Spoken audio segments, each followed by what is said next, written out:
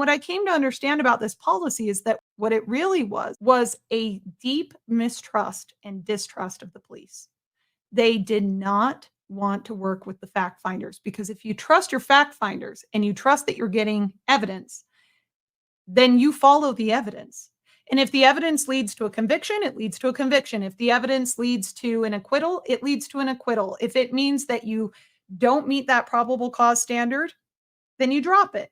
If it means you meet the probable cause standard, but there are mitigating circumstances that you become aware of and you decide, hey, you know what, let's try and work out a plea deal. And that's one thing.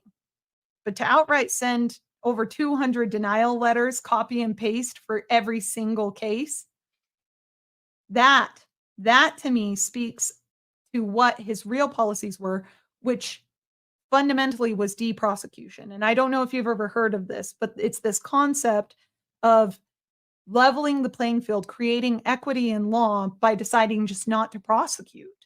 And that's exactly what has happened here in Salt Lake County. And you're seeing the result of it is these low-level offenders. And I say low-level because everybody says there's high-level offenders. That's bullshit. What that is it's coming from the perspective of someone who's never been poor.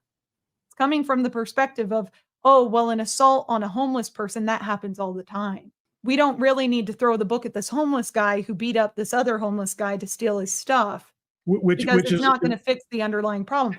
We're not in the business of fixing problems, Ron, through our legal system. It is not well equipped to do that. We're there to enforce the law fairly.